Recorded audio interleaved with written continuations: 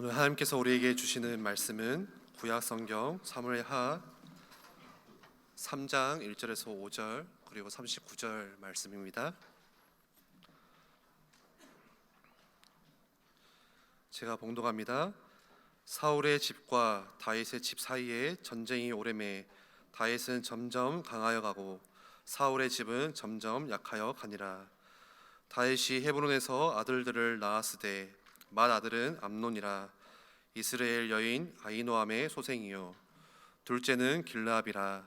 갈멜 사람 나발의 아내였던 아비가일의 소생이요 셋째는 압살롬이라. 그슬 왕 달메의 딸 마아가의 아들이요 넷째는 아도니아라. 학기세의 아들이요 다섯째는 스바다라. 아비달의 아들이요 여섯째는 이드람이라. 다윗의 아내 에글라의 소생이니 이들은 다윗이 헤브론에서 낳은 자들이더라. 39절입니다.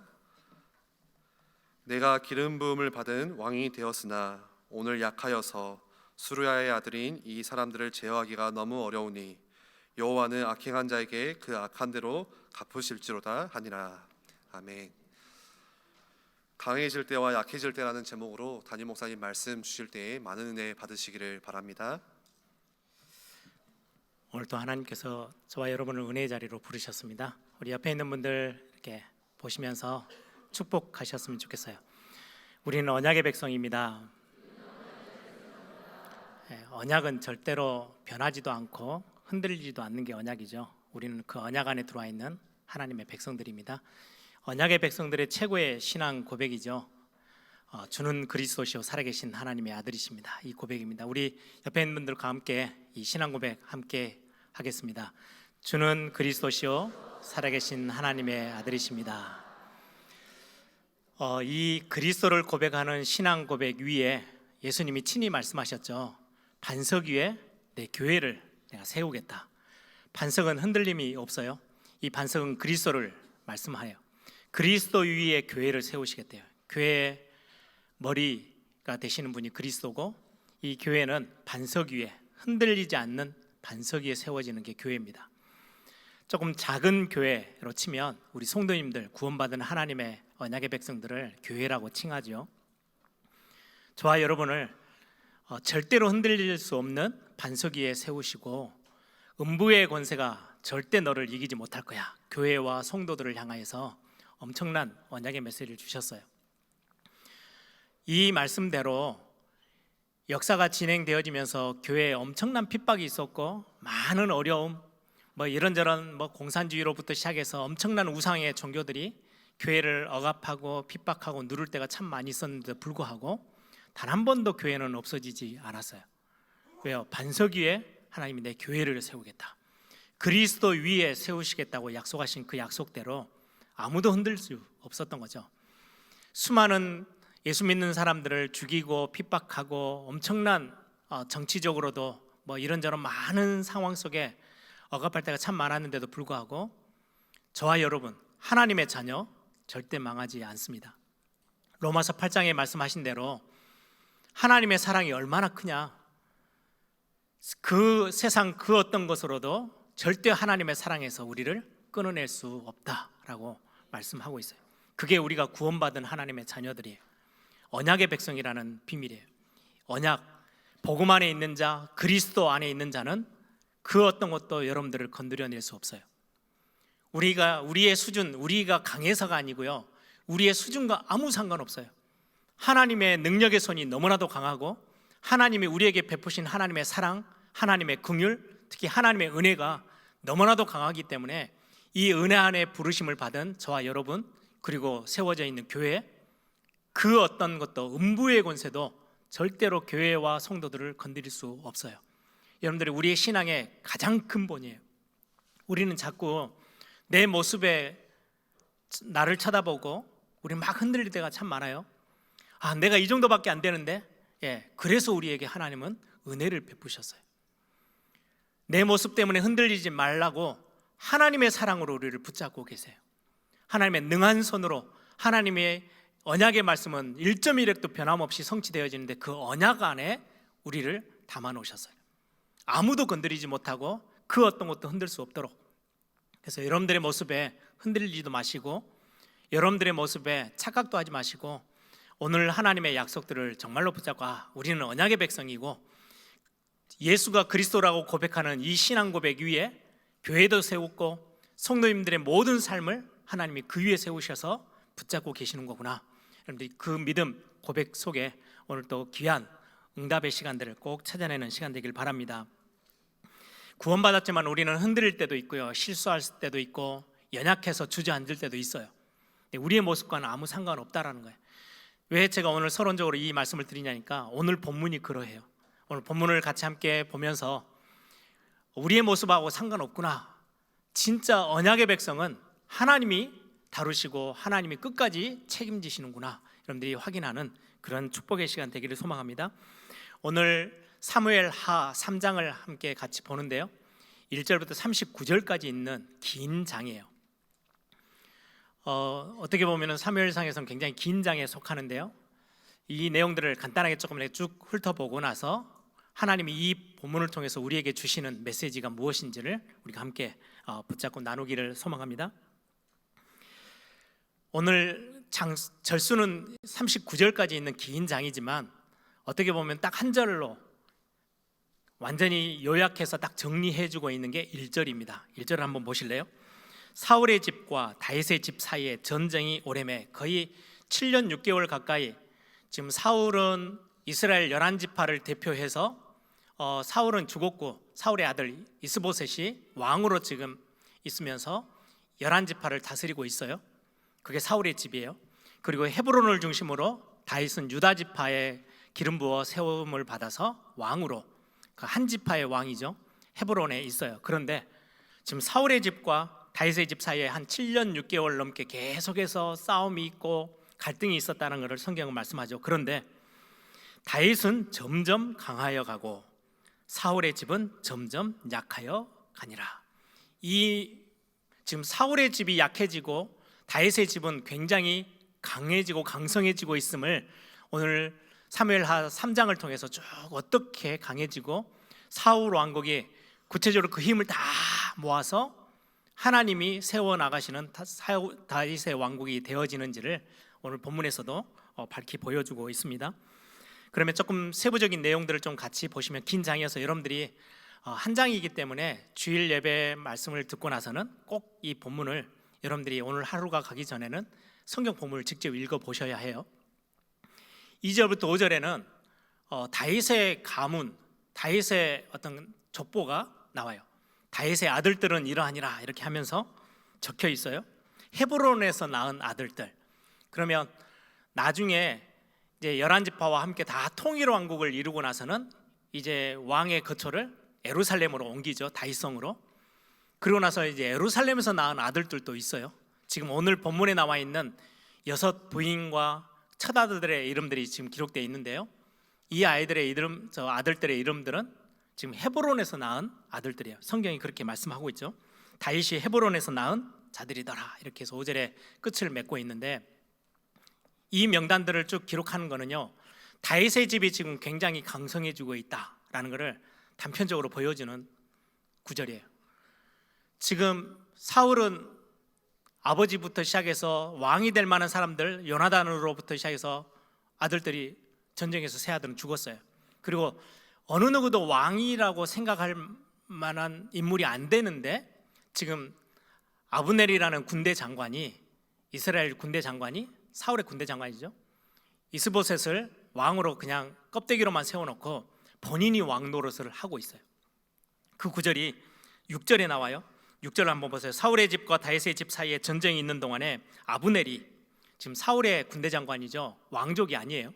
아브넬이 사울의 집에서 점점 권세를 잡으니라. 자기가 왕 노릇 하려고 껍데기만 있는 사울의 아들 이스보셋을 왕으로 지금 세워놓고 지금 이스라엘 사울의 집에 나라가 지금 이스라엘 나라가 지금 진행되고 있어요.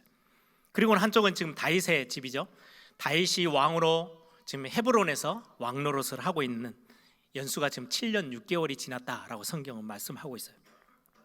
그토록 지금 사울의 집은 거의 힘을 다 잃어가고 있는데 지금 다윗의 가문은 굉장히 이제 더 커지고 있는 모습을 성경은 설명해요. 그리고 6절부터 21절까지 보시면 이 사울 왕국이라고 말하는 사울의 집이라고 말하는 이스보셋이 지금 왕으로 있는 이스라엘 11지파를 대표해서 왕으로 있죠. 이 이스보셋과 지금 아브넬이라는 군대 장관과의 엄청난 갈등이 하나 딱 생겨요. 그 본문의 내용이에요. 어떤 갈등이냐니까요.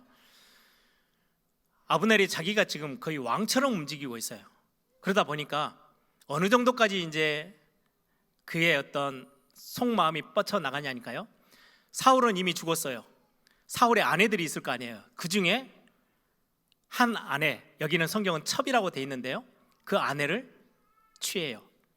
이게 이제 이스보셋이 화가 났어요. 이제까지는 아무 소리도 못하던 이스보셋이 왜 이 문제만큼은 대들었을까? 그래서 많은 학자들이 이렇게 저렇게 이제 정리해서 말을 하기를, 예를 들면 원래 부인에게 요나단으로부터 시작해서 그 왕이 될 만한 인물들이 그 인물들인데 다 전쟁에서 죽었잖아요. 지금 첩의 아들이 이스보셋이 아닐까? 그래서 자기 어머니를 건드리니까 지금 문제를 삼았을 거다. 뭐 이렇게 말을 하는데 성경은 말하고 있지 않기 때문에 우리는 그냥 그렇게 알고 넘어가는 거예요. 아무튼 왕의 껍데기만 왕이지만 이스보셋이 아브넬에게 대들어요. 왜 사울의 아내를 취해서 네가 갔느냐? 그랬더니 아브넬이 화가 나요. 지금 내 잘못이 아니야. 그 여인이 나를 지금 꼬셔서 그 여인의 잘못이지 내가 왜 잘못이 있다고 막 소리를 치니까 오늘 성경에 어느 정도로 이스보셋이 힘이 없냐니까요. 11절을 보세요. 이스보셋이 아브넬을 두려워하여 감히 한마디도 대답하지 못하니라. 꼼짝을 못해요. 그런데도 한번 확 하고 대들었다가 다시는 꼬리를 내리는 거죠. 지금 그런 상황이니까 아브넬이 생각할 때 이대로 계속은 갈 수는 없겠다. 이스보셋을 세워서 어떻게 뭔가를 좀 큰 힘을 다시금 세워보려고 했는데 이미 전세는 기울었어요. 다윗의 헤브론에 있는 다윗 왕국은요 점점 힘을 더 가져가고 있어요. 모든 주변의 나라들 전쟁해서요 다 승리를 하고 있어요. 그런데 11지파를 손에 거머쥐었지만 힘이 없어요. 왕도 그렇고.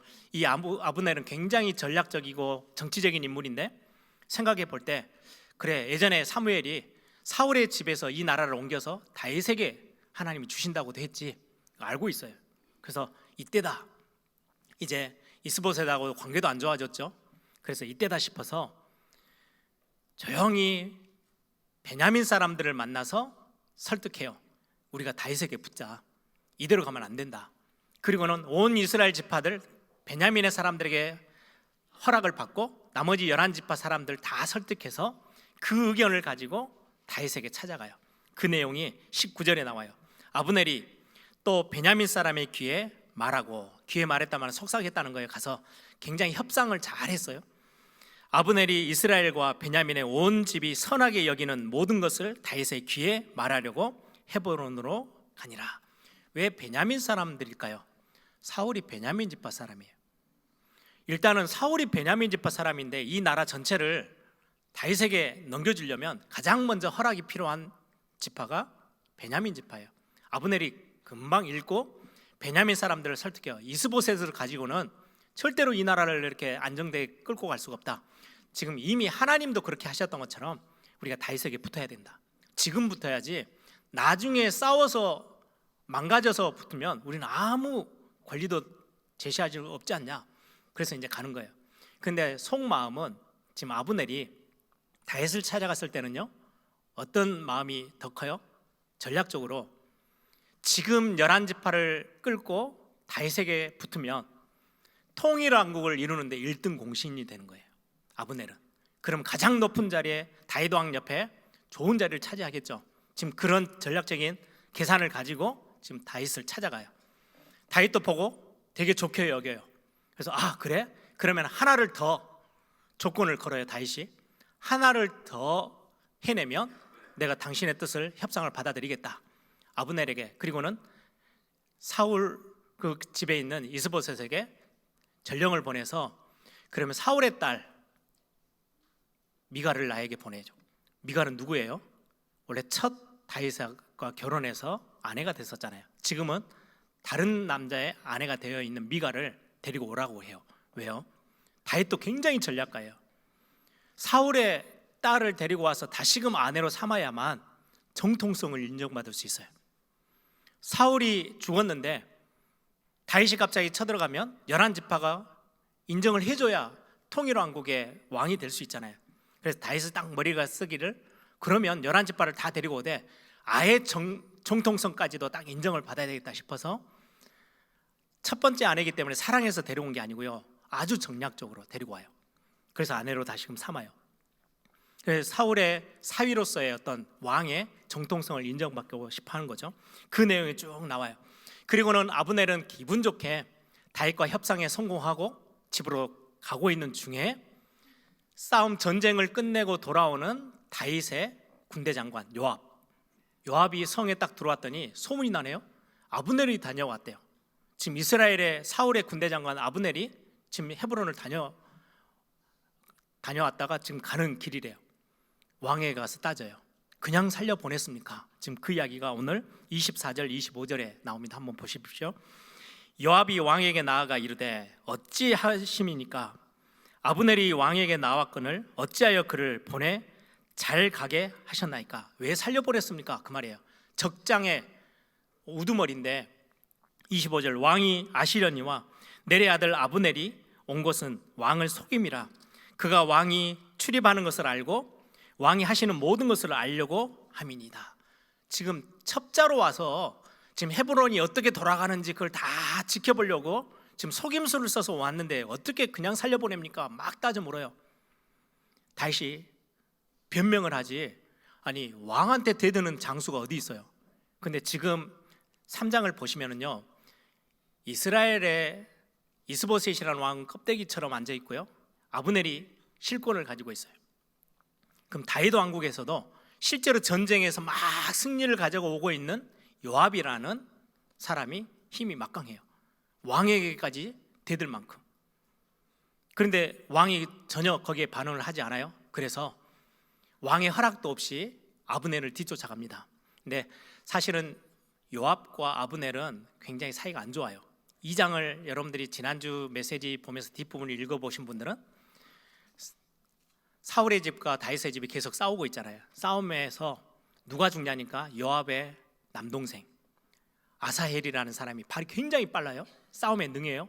장수인데 아브넬을 죽이려고 쫓아가다가 자기 발이 너무 빨라서 멈추지 못하고 아브넬의 칼에 배가 찔려서 죽어요. 이게 완전히 복수심이 불타고 있잖아요. 지금 요압은 아브넬을 그냥 두면 안 돼요. 죽여야 돼요. 또 하나는 아브넬이 11지파를 데리고 들어오면 자기보다 더 높은 자리에 1등 공신으로 올라갈 수 있어요. 정치적으로도 아브넬을 놔두면 안 돼요. 자기가 1등 공신이 돼야 되는데 싸움을 해서라도. 근데 지금 아브넬은 싸움도 없이 다윗 왕의 마음에 딱 들어서 1등 공신의 자리를 차지하려고 하거든요. 그리고 자기 동생을 죽인 자예요. 복수심과 함께 정치적으로 계산이 딱 됐어요. 아브넬을 그냥 돌려보내면 안 돼. 몰래 뒤쫓아가요. 그리고는 만나서 잠깐 우리 좀 대화 좀 하자. 성 뒤로 불러내서 칼을 가지고 배를 찔러서 아브넬을 죽입니다. 딱 어떤 장면하고 똑같아요? 자기 동생이 죽은 장면하고 똑같아요. 전쟁에서 죽었으면 목을 베든지 어떻게든지 할 건데 배를 찔러 죽여요. 동생이 아브넬에게 배가 찔려서 죽었거든요. 딱 복수하고 자기는 이제 모든 것들 다 이뤘어요. 정치적으로도 이제는 자기가 가장 높은 자리에 올라갈 수 있어요. 이런 상황이 벌어지고 있는 것들을 보고 다윗이 마지막 본문에 우리 39절 읽었죠. 야, 너무 내가 약하다. 지금 이러지도 저러지도 못하고 있는 지금 요압, 아브넬, 어떻게 보면 굉장히 두 정치적인 전략적인 막 싸움에서 본인은 이것도 저것도 못하고 있는 그 모습에 굉장히 난감해하고 있는 모습이에요. 왜냐니까 아브넬은 지금 상대편 사울 왕국의 장수예요. 사신으로 다윗을 찾아왔어요. 돌아가는 길에 죽어버렸어요. 그럼 누가 죽인 거예요? 11지파가 볼 때는 다윗이 죽인 거예요. 협상으로 왔는데 협상가를 죽여버렸어요. 그러면은 통일왕국을 이루는 꿈도 못 꾸는 거예요. 완전히 적이 되는 거예요. 이걸 어떻게든 모면해 보려고 요압이 죽였다는 것들을 어떻게 드러내지를 못하잖아요. 그래서 다른 방법을 씁니다. 모든 신하와 백성들에게요, 엄청난 애도를 표하게 해요. 옷을 찢고 사울 왕이 죽었던 것처럼 아브넬을 애도해요. 그리고는 상여가 지나가는데요, 그걸 뒤쫓아가요. 왕이 따라가요. 아브넬 장수를 존중하듯이. 그리고는 무덤가에 묻혔는데 그 무덤가에서요 바닥에 앉아서 울어요. 이게 다윗 왕의 모습이에요. 그리고는 애가를 지어서 불러요. 이걸 보면서 11지파와 모든 이스라엘 백성들이 다윗이 아브넬을 죽인 건 아니네, 오해가 풀렸어요.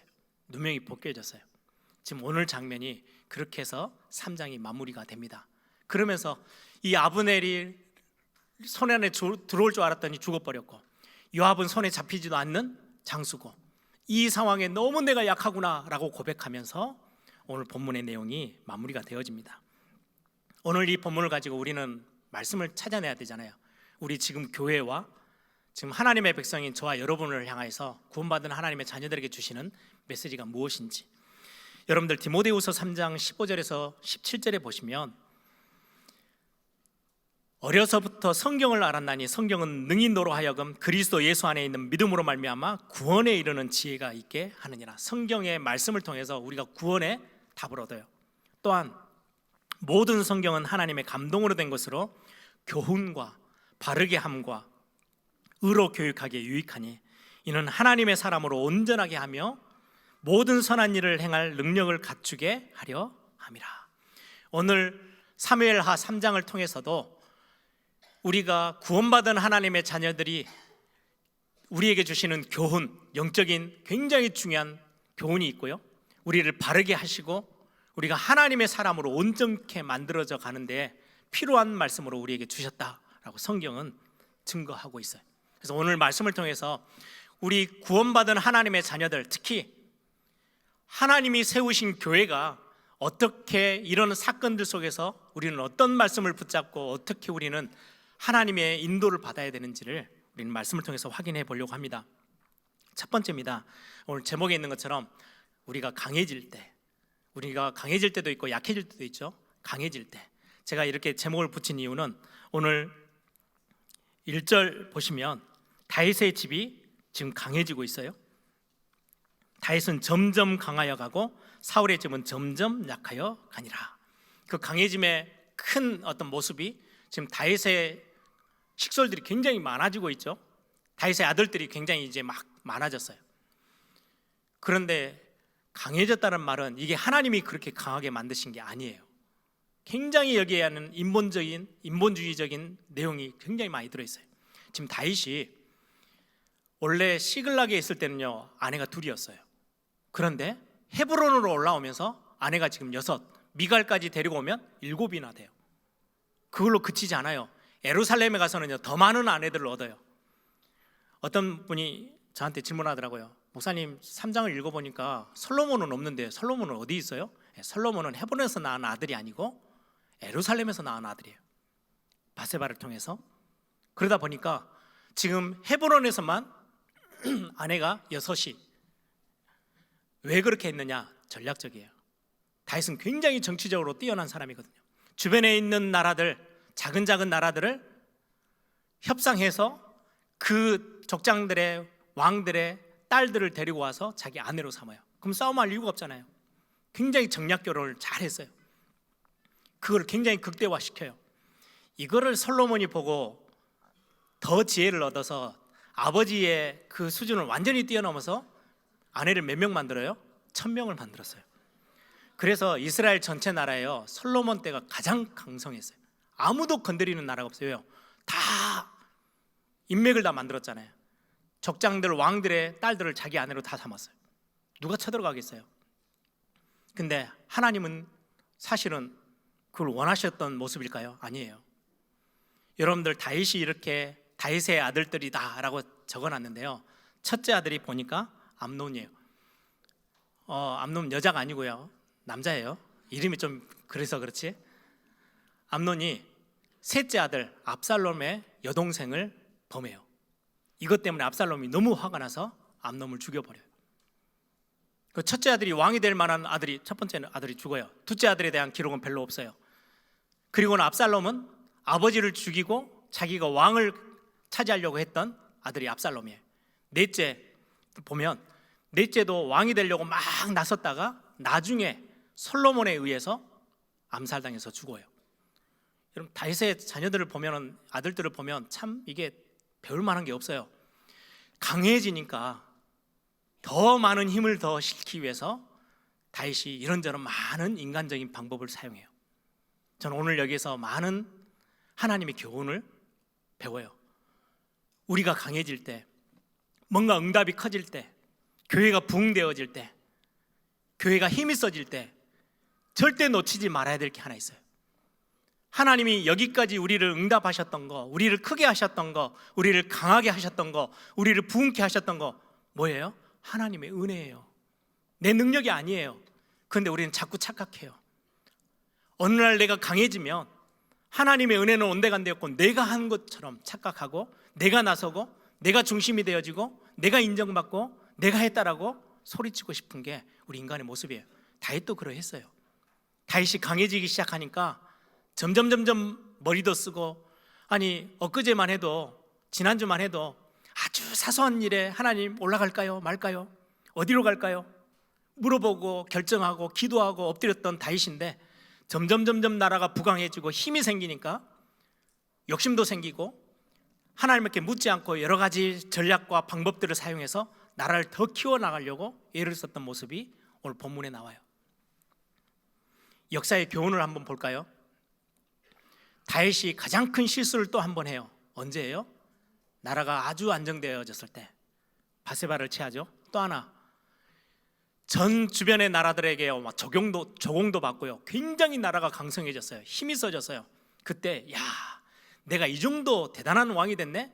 야, 지금 내 밑에 있는 군사력을 한번 싹 다 파괴해야 되겠다. 인구조사를 시작해라. 요압은 되게 인도를 잘 못 받는 장군이에요. 복수심에도 불타고 욕심도 많고, 그럼에도 불구하고 그 요압의 눈에도 못마땅한 거예요. 하나님 앞에서 왜 인구조사를 합니까? 하나님이 하셨지. 그렇게 대들었던 상황이 인구조사했던, 하나님이 되게 재앙을 내리셨던 사건이 하나 있어요. 그때가 언제냐? 강성했을 때 다윗이 실수했죠. 그래서 신명기 17장에는요 하나님이, 신명기는 벌써 다윗이 나오기 전 한 500년 전이에요. 신명기 광야에 있을 때 하나님이 명령하신 게 있어요. 율법으로 정하신 거. 혹시 나중에 너희들이 주변에 있는 나라들처럼 왕을 세워달라고 했을 때 왕이 세워진다면 조건이 있어. 하나님이 택하신 자를 세워야 돼. 그리고 하나님을 모르는 이방인을 왕으로 세우면 안 돼. 그리고는 병거를 많이 두지 마. 병마를 많이 두지 마. 왜? 싸움은 하나님이 하시는 거지 너희 군사력으로 싸웠다라고 자랑할까 싶으니까 왕을 세우고 나면 그 왕은 절대로 많은 군대를 거느릴 필요가 없어. 그렇게 하지 마. 그리고 은과 금을 많이 쌓아놓지 마. 하나님이 채우시는 거지 너희들이 불을 채워서 야, 내가 떵떵거리고 내가 이제까지 노력해가지고 이 정도 부자가 됐네? 그거 과시하지 말라고. 하나님의 은혜로 된 거라고 인정하게 하기 위해서 은금도 많이 쌓아놓지 마. 그리고요, 아내를 많이 두지 마. 신명기 17장에 이미 먼저 말씀하셨어요. 왜? 왕의 마음을 미혹해 하기 때문에. 솔로몬이 그랬잖아요. 많은 아내를 둔 것 때문에요, 온 나라가 우상동네로 바뀌어버리고요, 나중에는 자녀들끼리 싸워서요 나라가 반으로 쪼개져 버렸어요. 다윗도 마찬가지예요. 아내를 많이 둔 이후에 자식들끼리 싸워서 서로 죽이고 많은 어려움들을 겪게 돼요. 하나님이 그래서 처음부터 말씀하셨거든요. 아내를 많이 두지 마. 그런데 다윗은 지금 강성해지면서 자꾸 실수하는 쪽으로 가는 거예요. 자기중심 쪽으로 또 가는 거예요. 이게 우리가 놓치지 말아야 될 메시지예요. 초대교회가 그러했죠.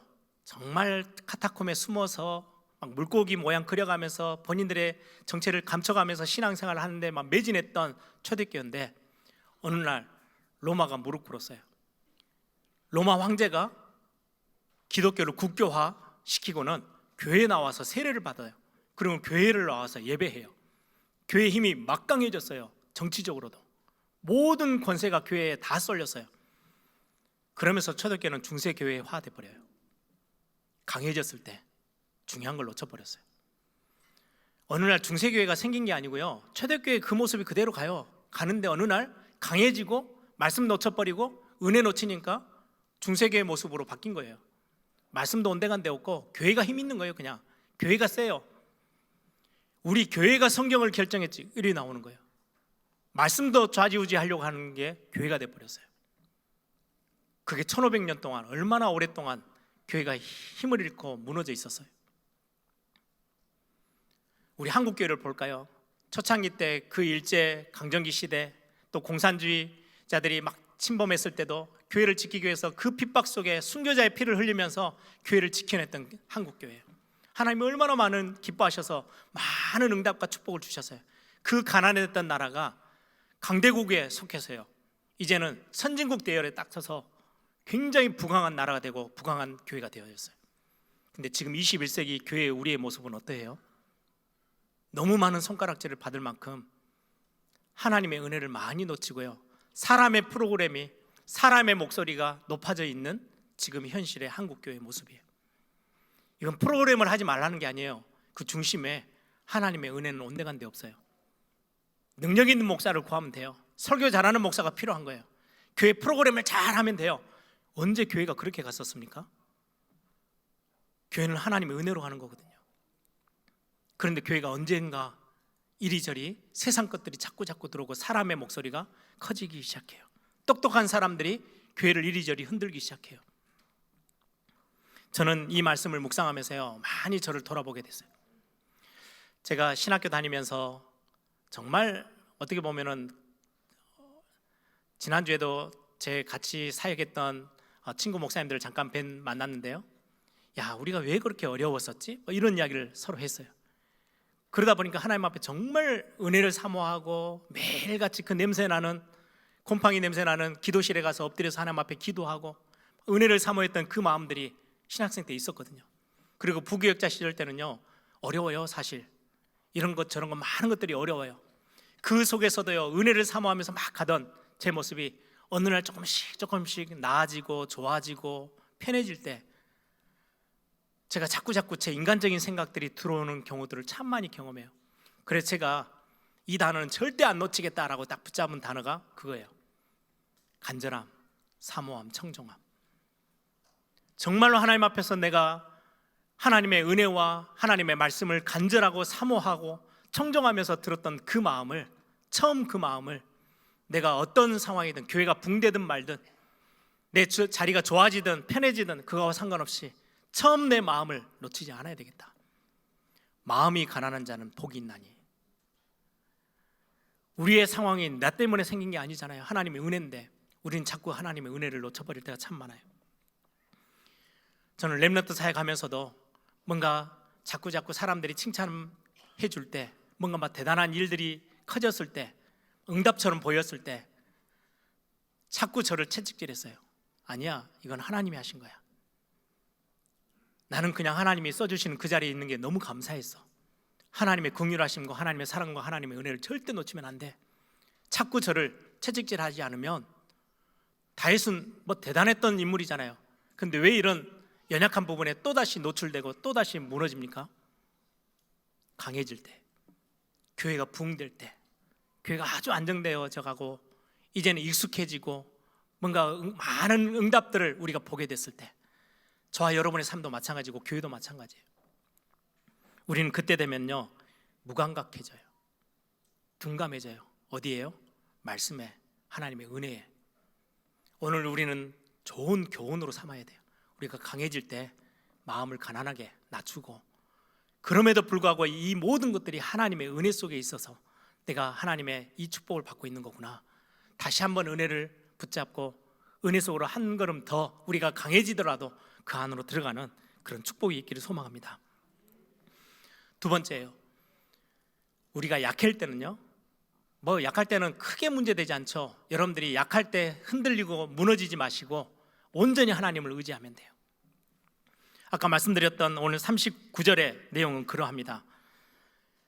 이스라엘 온 백성들이 갑자기 다윗을 보고요 왜 아브넬을 죽였어? 그러면서 굉장히 반감이 생길 수 있는 그런 상황인데 요압을 이리저리 흔들면 좋겠는데요 안 흔들려져요. 오늘 39절 보세요. 내가 기름 부음을 받은 왕이 되었으나 오늘 약하여서 수루야의 아들인 이 사람들을 제어하기가 너무 어렵다.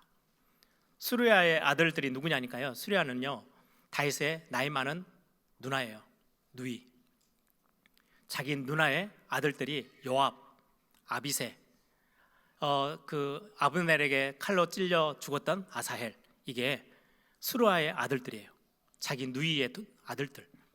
친인척으로 엮여 있다 보니까 말도 못해요. 그들은 어마어마한 군사력을 갖고 있어요. 예를 들면 반란을 피면 다윗은 꼼짝없이 죽을 수밖에 없는 상황처럼 보여요. 그래서 오늘 그렇게 고백하는 거예요. 나는 기름 부음 받은 왕인데 지금 상황은 그렇지 않은 거예요. 요압이 훨씬 더 큰 소리를 내고 있어요. 아브넬을 그냥 보냈다고 막 가서 대들지 않나? 아브넬은 전쟁에 요압은 전쟁에 능하거든요. 방금도 싸워서 모든 전리품을 가지고 왔던 요압이다 보니까 이러지도 못하고 저러지도 못하고 대다윗이 지금 그 고백을 하는 거예요. 내가 기름 부음 받은 왕인데도 불구하고 지금 요압과 아비새 이 스루야의 아들들 때문에 내가 어찌할 바를 모르겠다, 어떻게 해야 될지는 모르겠다, 제어가 안 된다, 내가 너무 어렵고 힘들다 이라고 고백하고 있어요. 우리는 그럴 때가 참 많이 있죠. 직장에서도 그렇고요. 아니 나는 하나님의 자녀고 복음이 있고 하나님 막 응답하시고 기도에 응답하신다고 하는데요, 실제 상황은 그렇지 못해요. 사업하다 보면요, 사방 양옆에요, 전부 다 세상 사람들, 세상 방법만 잔뜩 쓰고 있는 사람들이 나를 완전히 둘러싸고 있어요. 우리는 이때 어떻게 해야 돼요? 꼼짝 못하는 상황이 생겼어요. 가정에서도 그래요. 우린 자녀들의 문제 앞에서도 우리는 어찌할 바를 모를 때가 참 많이 있어요. 이때 39절 마지막을 보세요. 이 사람들을 제어하기 너무 어려우니, 해답을 다윗은 정확하게 알고 있는 거예요. 여호와는 악행한 자에게 그 악한 대로 갚으실지로다. 본인이 해결하지 않고요, 약할 때 하나님을 철저히 의지하고 자기 일을 하나님께 맡겨요. 이게 다윗의 참 신앙의 어떤 모습이에요. 강해질 때 자꾸 흔들리는 모습 우리와 똑같아요. 그런데 약해지면 여러분들 사람을 의지하지 마시고 방법을 쓰지 마시고 하나님 앞에 서기를 바랍니다. 다윗처럼 여호와께서 갚으실 거야. 그래서 시편 37편을 보시면 이 사건의 배경을 가지고 다윗이 이런 고백을 해요. 시편 37편 5절을 보시면 내 길을 여호와께 맡기라. 네가 이런 걸 저런 걸 컨트롤하려 하지 마. 네가 조절하려 하지 마. 내 길을 여호와께 맡겨라. 그를 의지하면 그가 이루실 것이다. 7절은요, 여호와 앞에 잠잠하고 참고 기다리라. 자기 길이 형통하여 악한 길을 이루는 자 때문에 불평하지 마라. 그 사람들이 네 앞에서 막 악을 행하고 있고 네 것을 뺏으려고 하는 요압과 같은 인물, 아브넬 같은 인물들이 네 앞에서 막 설치더라도 불평하지 마. 결국은 하나님이 하실 거기 때문에 너는 진짜 하나님을 믿는 사람이잖아. 그 상황에 불평하지 말고 여호와 앞에 잠잠히 참고 기다려. 9절에는 그렇게 말하고 있어요. 다윗이 진실로 악을 행하는 자들은 끊어질 것이나 여호와를 소망하는 자들은 땅을 차지할 것이다. 그리고 17절에 악인의 팔은 부러지나 의인은 여호와께서 붙드시는도다. 24절, 22절, 24절은요, 주의 복을 받은 자들은 땅을 차지하고 주의 저주를 받은 자들은 끊어지리로다. 여호와께서 사람의 걸음을 정하시고 그의 길을 기뻐하시나니 그는 넘어지나 우린 넘어지기도 해요. 아주 엎드러지지 아니함은 여호와께서 그의 손으로 붙드심이로다. 다윗이 하는 고백이에요. 자기는 왕이지만, 그것도 하나님이 기름 부어 세우신 왕이지만 상황이 너무 어려울 때가 있어요. 교회가 그럴 때도 있죠. 아니 교회 반석 위에 교회가 세워졌다면서요. 그런데 상황이 모든 것들을 헤쳐나가기가 너무 어려워요. 하나님의 자녀로 나는 구원받은 언약의 백성인데 지금 상황이 앞뒤 사방이 꽉 막혀 있는 것처럼 보여요. 어찌해야 되죠? 이래야 될까요? 저래야 될까요? 이런 많은 우리가 약해질 때가 있어요. 이때 여러분들 하나님을 전적으로 의지하는 최고의 시간표를 삼으세요. 바울이 그렇게 고백해요. 고린도후서 12장 10절에 내가 그리스도로 인하여서 약한 것들, 능욕당하고 궁핍하고 박해받고 공고를 내가 기뻐한다. 왜? 내가 약할 때 곧 강함이기 때문에. 약해질 때 내가 하나님을 더 의지하고 더 하나님의 은혜 속으로 한 걸음 한 걸음 더 들어갈 수 있는 것 때문에 내가 더 강한 거야. 내 모습이 약한 모습이지만 진짜로는 그것 때문에 더 내가 강해지는 은혜를 경험하게 되는 거야. 이게 다윗의 고백이고 바울의 고백입니다. 여러분, 우리는 세상 가운데 서 있어요. 흔들리지 마시고 진짜 하나님의 은혜를 딱 붙잡는 시간 되길 바랍니다. 말씀의 결론을 맺겠습니다. 왜 그러느냐?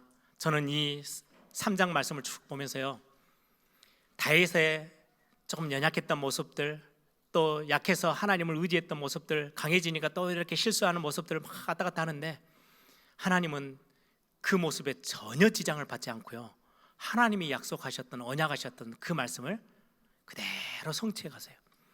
내가 이 나라를 사울의 집에서 옮겨서 다윗에게로 맡길 거야. 그리고 그 다윗의 나라가 영원하도록 만들고 그 뒤에 그리스도가 나셔서 모든 인류를 살리게 할 거야. 하나님이 언약하셨어요.